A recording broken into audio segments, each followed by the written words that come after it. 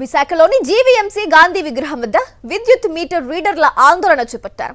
రాష్ట్ర ప్రభుత్వ వైఖరిని వ్యతిరేకిస్తూ 3 రోజుల నిరసనల్లో భాగంగా ధర్నా నిర్వహించారు.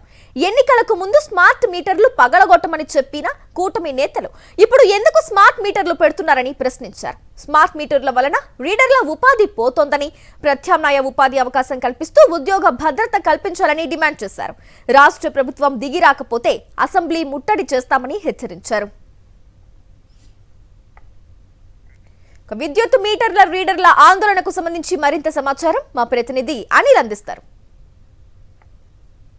విశాఖలోని విద్యుత్ మీటర్ రీడర్లంతా కూడా ఆందోళన బాట పట్టారు. తక్షణమే ప్రభుత్వం తమకు చెల్లించాల్సినటువంటి బకాయిలతో పాటు తమకు ఉద్యోగ భద్రత కల్పించాలని చెప్పి డిమాండ్ చేస్తున్నారు. మనం విజువల్స్లో చూడొచ్చు, తెలుగుదేశం పార్టీ నేతలకు ఇచ్చినటువంటి ఫ్లెక్సీలో ఫోటోలన్నింటినీ కూడా ఫ్లెక్సీలో ఏర్పాటు చేయడం జరిగింది. ఇప్పటివరకు కూడా తెలుగుదేశం పార్టీ అలాగే కూటమి నేతలకు సంబంధించి ఎవరెవరికి వీరు రిప్రజెంట్ చేశారో వారందరి ఫోటోలను కూడా ఆ ఫ్లెక్సీలో పొందుపరచడం జరిగింది. మంత్రులు, ఎమ్మెల్యేలు, తెలుగుదేశం పార్టీకి సంబంధించినటువంటి సీనియర్ నేతలందరికీ కూడా వినతి పత్రాలు సమర్పించారు.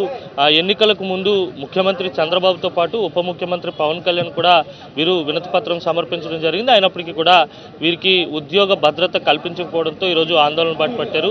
మాట్లాడదాం సార్, ప్రధానంగా మీ డిమాండ్ ఏంటి, అసలు ఏం కోరుకుంటున్నారు, ప్రభుత్వం మీకు ఏం చెప్పింది, ఇప్పుడు ఉన్నటువంటి నాయకులు ఎన్నికలకు ముందు ఏం చెప్పారు, ఇప్పుడు ఏం చేస్తున్నారు?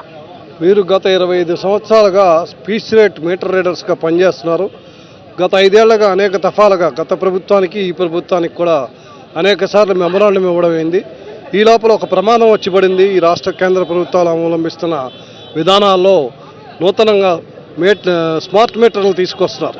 స్మార్ట్ మీటర్లు వస్తే వీళ్ళందరూ రోడ్డును పడవలసి వస్తుంది. ఈ కుటుంబాలు కూడా రోడ్డును పడే ప్రమాదం ఉంది. కాబట్టి వీరికి ప్రత్యామ్నాయమైన ఉపాధి ఈపీడీసీఎల్లో కల్పించాలని, అది కూడా పర్మనెంట్ ఉద్యోగం చేయాలని, కనీస వేతనం ఇవ్వాలని, యాక్సిడెంట్ రిస్క్ను కవర్ చేయాలని డిమాండ్ చేస్తున్నాం.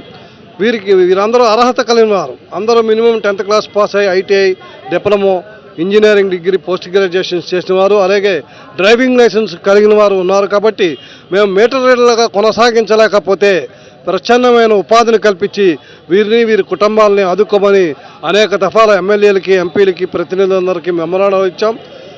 అయినప్పటికీ ఈ రాష్ట్ర ప్రభుత్వం చంద్రబాబు నాయుడు గారు పాదయాత్ర చేసేటప్పుడు మేము వచ్చిన వెంటనే మీటర్ రీడర్ అందరినీ పర్మనెంట్ చేస్తామని చెప్పి నేటికి 18-20 నెలలు అయినప్పటికీ ఎటువంటి కార్యాచరణ లేకపోవడం వల్ల ఈ నెల 18, 19, 20, 21 తారీఖుల్లో నిరసన కార్యక్రమం చేయాలని, 22వ తారీఖున 3 డిస్కిముల దగ్గర సీఎండీ కార్యాలయాన్ని ముట్టడించి సీఎండీకి వినతి పత్రం ఇవ్వాలని, అప్పటికీ కూడా ప్రభుత్వం దిగిరాకపోతే చలో అసెంబ్లీ కార్యక్రమాన్ని నిర్వహించాలని ఏఐటీసీగా నిర్ణయించాం. మీకు గతంలో కూడా చెప్పడం జరిగింది, స్మార్ట్ మీటర్లు ఎట్టి పరిస్థితుల్లో పెట్టమని చెప్పారు. స్మార్ట్ మీటర్లు కనిపిస్తే పగలగొట్టమని చెప్పినటువంటి సందర్భాలు చూసాం.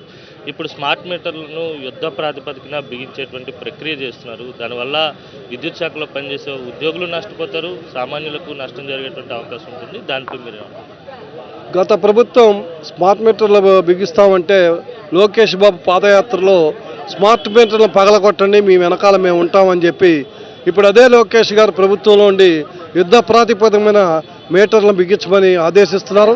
దీనికి వ్యతిరేకంగా ప్రజా ఆందోళన వచ్చినప్పటికీ కొంతకాలం తాత్కాలికంగా ఆపారో తప్ప కొత్త మీటర్లు ఏ విధంగా వేస్తున్నారంటే ఎవరైతే కొత్త అపార్ట్మెంట్లు కట్టుకుంటున్నారో వారందరికీ కొత్త స్మార్ట్ మీటర్లే వేస్తున్నారు.